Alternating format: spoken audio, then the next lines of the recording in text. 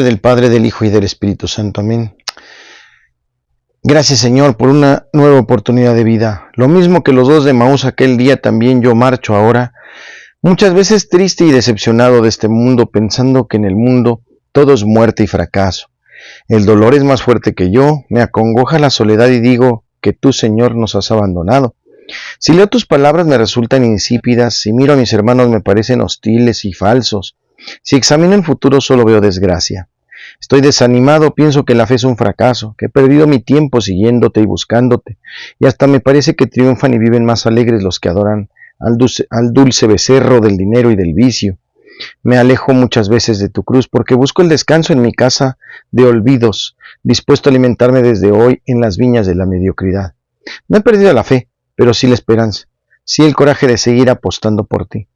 ¿Y no podrías salir hoy al camino? ¿Pasear conmigo como aquella mañana con los dos de Emaús? ¿No podrías descubrirme el secreto de tu santa palabra y conseguir que vuelva a calentar mi entraña? ¿No podrías quedarte a dormir con nosotros y hacer que te descubramos en tu presencia en el pan? Sí, Señor, quédate con nosotros. Solo tú tienes palabras de vida eterna.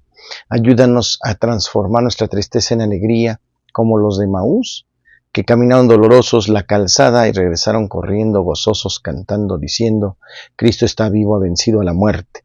Que esa sea nuestra experiencia de cada día y que en medio de todas las dificultades del mundo sigamos tu camino, porque tú solamente tienes palabras de vida eterna, eres camino, verdad y vida, y a quién iremos. Gracias, Señor, porque cada día nos demuestras tu amor. En el nombre del Padre, del Hijo y del Espíritu Santo. Amén.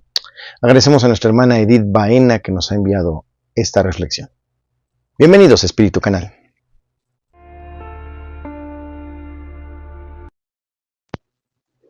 Lectura del Santo Evangelio según San Juan, capítulo 6, versos del 1 al 15. En aquel tiempo Jesús se fue a la otra orilla del mar de Galilea, o lago de Tiberíades. Lo seguía mucha gente porque habían visto los signos que hacía curando a los enfermos. Jesús subió al monte y se sentó allí con sus discípulos. Estaba cerca la Pascua, festividad de los judíos. Viendo Jesús que mucha gente lo seguía, le dijo a Felipe: ¿Cómo compraremos pan para que coman estos? Le hizo esta pregunta para ponerlo a prueba, pues él bien sabía lo que iba a hacer. Felipe le respondió: Ni 200 denarios de pan bastarían para que a cada uno le tocara un pedazo de pan. Otro de sus discípulos, Andrés, el hermano de Simón Pedro, le dijo: Aquí hay un muchacho que trae 5 panes de cebada y 2 pescados. ¿Pero qué es eso para tanta gente? Jesús le respondió: Díganle a la gente qué se siente. En aquel lugar había mucha hierba. Todos pues se sentaron ahí, y tan solo los hombres eran unos 5,000. Enseguida tomó Jesús los panes y después de dar gracias a Dios, se los fue repartiendo a los que habían sentadose a comer. Igualmente les fue dándole los pescados todo lo que quisieron. Después de que todos se saciaron, dijo a sus discípulos: Recojan los pedazos sobrantes para que no se desperdicien. Los recogieron y con los pedazos que sobraban de los 5 panes llenaron 12 canastos. Entonces la gente, al ver el signo que Jesús había hecho, decía: Este es en verdad el profeta que habría de venir al mundo. Pero Jesús, sabiendo que iba a llevárselo para proclamarlo rey, se retiró de nuevo a la montaña él solo. Palabra del Señor. En el Evangelio de hoy, la multiplicación de los panes sabemos es un tema eucarístico. El Señor se multiplica y se da a todos, pero también pide de nuestra parte.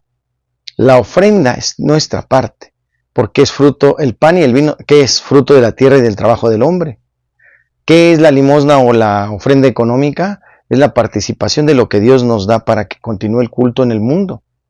Es una participación, yo coopero con lo que Dios me da también. Yo pongo de mi parte. Y entonces así se hace el milagro. ¿Y cuál es el milagro? Que el Señor se multiplica y nos da de comer a todos. Y nos da infinitas bendiciones. Y Dios ama a quien da con generosidad. Este muchacho dio sus 5 panes y 2 peces que sí había preparado. Él sí se había ido preparado porque consideró que tal que esto se alarga, ¿verdad? Y se llevó al retiro o a la escucha de la palabra de Dios de la boca de Jesús. Mismo, en vivo, en persona, dijo: Mejor me llevo mi taquito. Después renuncia a él, quizás se lo dio a Jesús para que comiera algo. ¿Y qué hizo Jesús? Lo multiplicó y todos comieron hasta saciarse. Hombres, solamente había 5,000. ¿Cuántas mujeres? Siempre hay más mujeres en la iglesia que los hombres. y un montón de escuincles, un montón de niños. ¿Qué podemos entender aquí? Que la iglesia siempre estará de pie porque el Señor la asiste, la sostiene y Él mismo se pica el vientre a tenor del signo de la mamá pelícano para dar de comer a sus hijos, hasta que mueren y lo comen entre todos. Nosotros nos alimentamos de este modo tan hermoso en que el Señor nos da vida, nos alimenta y se queda con nosotros todos los días hasta el final del mundo como lo ha prometido. Su palabra nos da vida, su Eucaristía es maravillosa. Vivamos entonces ante el Señor y no pensemos que no nos va a alcanzar o que está muy ocupado o que está teniendo a los más buenos. Es inagotable, inagotable. Ese es nuestro Señor. Demos gracias a su presencia en el Evangelio de hoy.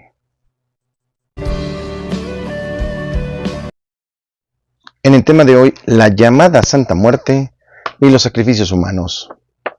Una persona hace unos días quería consejo porque una conocida suya quería ofrecerle a la Santa Muerte o llamada Santa Muerte en sacrificio a un niño. Este caso ocurriría paralelamente al de una familia que fue detenida al comprobárseles el asesinato de 2 menores y una anciana en Sonora. La sangre de esas personas se había ofrecido a la llamada Santa Muerte con anticipación y después fueron descuartizados. Cosas muy lamentables. Lo antes referido comprueba que la devoción a ese ídolo que es el demonio, que engaña a los hijos de Dios mediante una calaca que no es santa para nada, no tiene nada de positivo para quienes lo buscan, queriéndose afianzar algo sobrenatural y pedir ayuda ante los problemas. Muchos de los que se encomiendan a este ídolo fabricado, mentiroso, son gente criminal que se dedica a cosas turbias, malvadas, perversas, obras de Satanás. Algunos plantean que el origen del culto se remonta a los tiempos prehispánicos. Otros lo ubican después como resultado de la mezcla de imágenes, un sincretismo, una religiosidad ahí, mezclada con músicas y fantasías. Otros más mienten. El padre de la mentira y de los mentirosos sabemos es el diablo, diciendo que su origen es bíblico y que dicha calaca es más poderosa que Jesucristo, puesto que lo venció en la cruz. Me muero de la risa, valga usted el chiste, ¿verdad? La expresión me muero de la risa. Puesto que Jesús lo vence en la cruz. Ese culto que se creía que era solamente para algunos estratos de la sociedad ha alcanzado a muchos niveles.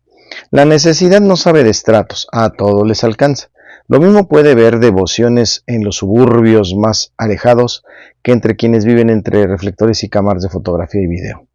Al ver la oportunidad para salir de su problema, un incauto se hace devoto de la muerte, ciego tal vez por su desesperación, creer en algo, entra a ese mundo del que muy pocos logran salir.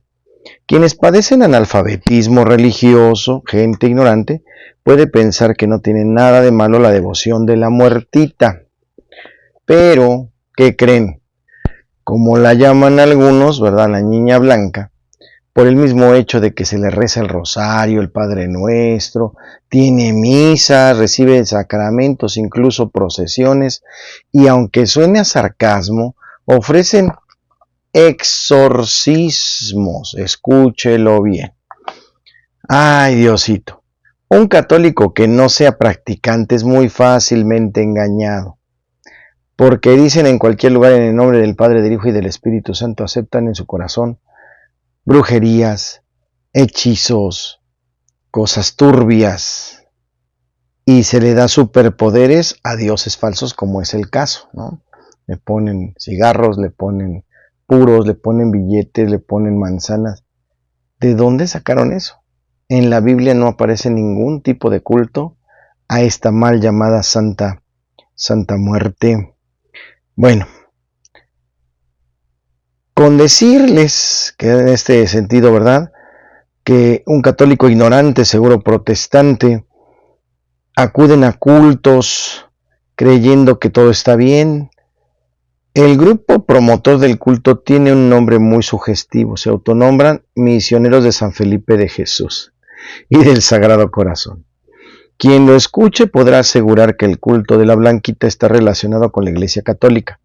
Falso, falso. Si tú eres un verdadero católico, no puedes aceptar a la mal llamada Santa Muerte. No puede caber. Es lamentable que vamos a bendecir casas y luego la tienen ahí. tienen el culto cómico, mágico, musical y están equivocados. Estos falsos ministros, porque también hay falsos sacerdotes que promueven, así como promueven todas las cosas del pecado, ¿verdad? Y que hay en Chile y en Alemania, bueno, pues promueven el matrimonio entre homosexuales, promueven el aborto, los anticonceptivos, y todo tipo de pecados, cosas contrarias a la fe católica. Con justa razón, pues suenan como novedosos, como incluyentes, como que, qué buena onda estos padrecitos o esto, o la Iglesia Católica finalmente abrió sus puertas. Jamás, escúchenlo bien, jamás la Iglesia Católica estará a favor del pecado, porque Dios jamás está a favor del pecado, no hay vuelta de hoja, no hay compatibilidad. Con justa razón, podemos decir que lo que está detrás de todo esto son fuerzas oscuras que engañan a los incautos. Muchos aseguran que han recibido favores solicitados a dichas imágenes. No hay manera de saber si es verdad lo que dicen, pero sabemos que Satanás también puede hacer, ¿verdad?, actos milagrosos para confundir y engañar, el que siempre ha querido ser como Dios y nunca lo logrará. No hay manera, ¿verdad? Pero es interesante ver en internet toda la lista de peticiones que le hacen. La mayoría de las veces para hacer daño a otra persona, venganzas, piden desde que se enferme cierta persona hasta que pierda la vida. Alguien que tenga la intención de buscar a Dios nunca va a pedir esas cosas ni se va a involucrar en esta cosa que es criminal. Ya escuchamos al principio. Lo que mueve a este culto es el odio, el rencor, el coraje, el egoísmo, la soberbia, actitudes que alejan de Dios y acercan al diablo a quien lo practica. ¿Cómo es posible que una llamada santa pida la vida de otra persona, cuando Dios nos dice que hay que respetar la vida de las personas y más de menores? Tengamos cuidado. Quien ha entrado a ese mundo debe alejarse de las imágenes y el culto de la llamada Santa Muerte y destruirlos cuanto antes. Que se destruya antes de que se destruya sus vidas o la vida de su familia. Si teme, busque los sacramentos de Jesucristo, lo que él sí pidió y está certificado en la Santa Biblia: la misa, la lectura de la palabra de Dios, la oración, la bendición de su hogar y la confesión, así como la comunión. Eso sí es lo que Dios pide: vivir unidos como hermanos, no como enemigos. Todo esto es la verdadera iglesia. Mientras más tiempo pasa, más poder y fuerza toma sobre la persona ese espíritu maligno, pero no es más fuerte que Dios, porque no lo puede ser más fuerte la criatura que el Creador. Finalmente les recordamos que nos encontramos en Pascua. Jesús triunfó sobre la muerte y la ha vencido. Si tú eres verdadero católico, dirás: felices Pascuas. Cristo ha destruido la muerte, ha resucitado y nos ha dado vida nueva. Él vive hoy y por siempre. Lucas 24:40. Santos y conversos, hoy celebramos a San Julio I, el Papa número 35 de la Iglesia Católica. En Roma, en el cementerio de Calepodio, en el tercer milario de la Vía Aurelia, sepultura del Papa San Julio I, quien frente a los ataques de los arrianos custodió valientemente la fe del Concilio de Nicea y defendió a San Atanasio, perseguido y exiliado. Reunió el Concilio de Sárdica y fue entregado a las manos de Dios en el año 352. Se conocen datos de su vida anterior a la elección de ser sumo pontífice el 6 de febrero del año 337. Muerto el Papa Marcos y después de 8 meses de sede vacante, el Liber Pontificalis nos dice que era romano y que su padre se llamaba Rústico. La primera de las actuaciones que deberá realizar, que le seguirá luego por toda su vida, es directamente relacionada con la lucha contra el arrianismo. Ustedes ya saben de la herejía arrianista, que hoy son los Testigos de Jehová. Había sido condenado a la herejía del Concilio Universal de Nicea en el año 325, pero una definición dogmática no liquida de modo automático este problema. Cuando las personas implicadas están vivas y se aferran a sus esquemas y están preñadas de otros intereses menos confesables. A la muerte del emperador Constantino, por decreto, puede regresar a su respectiva diócesis los obispos que estaban en el destierro. En el acto, Atanasio vuelve a su legítima sede de Alejandría, con el gozo de los eclesiásticos y del pueblo, pero los arrianos nuevamente, ¿verdad?, habían metido todavía más en problemas, porque habían elegido para obispo en sede Apisto, comienzan las intrigas en el conflicto. El Papa Julio recibe la información de las dos partes y decide al fin del pleito a favor de Atanasio.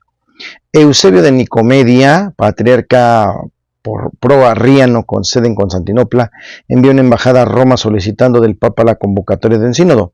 Por su parte, Atanasio, recuperada ya de sus facultades de gobierno, ha reunido un importante sínodo y manda al Papa las actas que condenan decididamente el arrianismo y unas más explícitas con la profesión de la fe católica.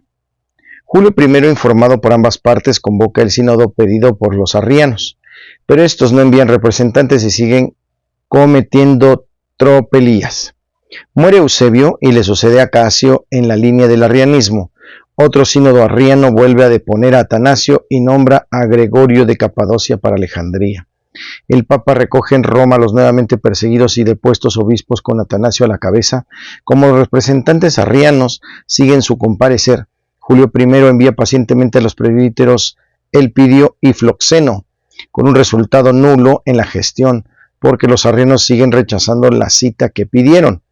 Para el año 341 se lleva a cabo la convocatoria del sínodo al que no quieren asistir los arrianos, por más que fueron ellos los que lo solicitaron. Ahora son considerados por el Papa como rebeldes. En esta reunión de obispos se declara solemnemente la inocencia de Atanasio.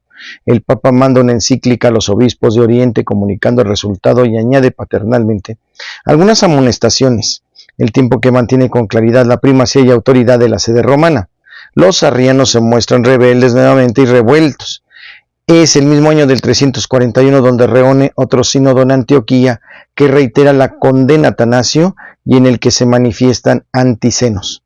Estando así las cosas, el Papa Julio I decide convocar un concilio más universal. En este momento se da la posibilidad de contar con la ayuda de Constancio y Constante, hijos de Constantino, y ahora emperadores que se muestran propicios a apoyar las decisiones del encuentro de obispos arrianos y católicos. El lugar designado es Sárdica. El año es 343, el presidente, el español consejero del emperador Ocio, obispo de Córdoba. El Papa envía también por su parte legados que le representen, pero se complican las cosas. Los obispos orientales arrianos llegan antes y comienzan por su cuenta renovando la exclusión de Atanasio y demás obispos orientales católicos. Luego, cuando llegan los legados que dan legitimidad al Congreso, se niegan a tomar parte en ninguna deliberación, apartándose del concilio de Sárdica, reuniendo otro sínodo en Filipópolis y haciendo allí otra nueva profesión de fe y renovando la condenación de Atanasio.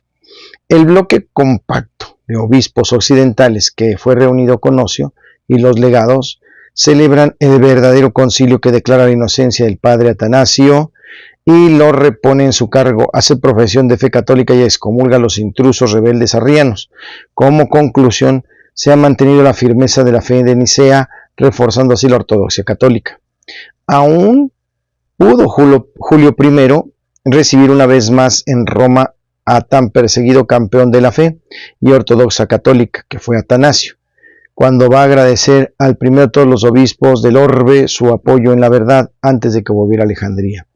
Julio I escribirá otra carta más tarde a los obispos orientales y de Egipto. En los 15 años del papado sobresale su gobierno leal, no exento de muchas preocupaciones y desvelos por defender la fe católica verdadera.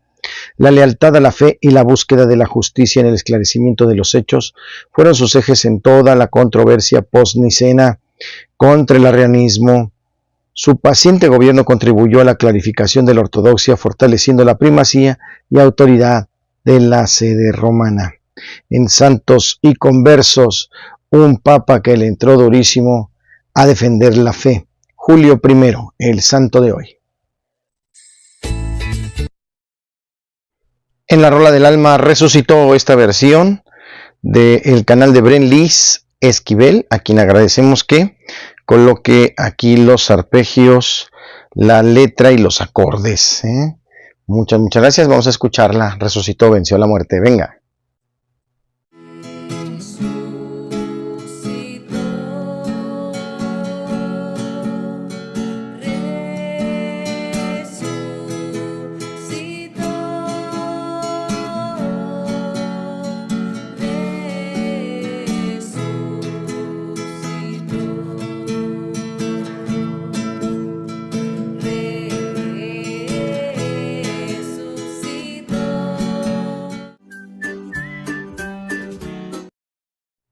En el chiste, va un señor a la tienda de pinturas y le pregunta al que está en el mostrador, por favor, dígame, ¿tiene galón de pintura azul marino oscuro?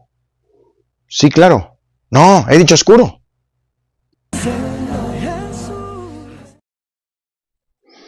En Curiosidades de la Iglesia Católica para que creamos en Jesús y tengamos vida en Él. No hemos visto a Cristo Jesús y sin embargo lo amamos. Nos llenamos de alegría porque creemos en Él con la confianza de alcanzar la meta de nuestra fe, que es nuestra salvación. Estos domingos seguimos celebrando la resurrección de nuestro Salvador, con el mismo gozo que hace aquella noche del fuego nuevo. Todo esto fue porque la misericordia del Señor es eterna. Sí, Jesús tuvo misericordia de los apóstoles porque aun cuando lo habían abandonado en el momento más difícil, Él se presentó ante ellos al anochecer del mismo domingo en que resucitó, en el sitio en que estaban escondidos por miedo a los judíos. ¿Qué hubiéramos hecho nosotros en lugar de Jesús? Él les mostró los signos en que había sido crucificado y les dio el saludo de paz y el Espíritu Santo junto con el poder de perdonar los pecados. Después le dice a Tomás, tú crees porque me has visto, dichosos los que creen sin haber visto. Así que tenemos que alegrarnos porque la mayoría de los creyentes no hemos visto a Jesús y sin embargo creemos en Él gracias al don de la fe. Nuestra fe tenemos que traducirla en obras. No nos olvidemos de las obras de la misericordia, tanto corporales como espirituales, ya que todas son importantes para nuestro Dios. Y aquí la pregunta que nos hacíamos este miércoles en nuestra ultrella de cursillos: ¿qué te gustó de la Semana Santa? ¿Qué te dejó y en qué te compromete? En Curiosidades.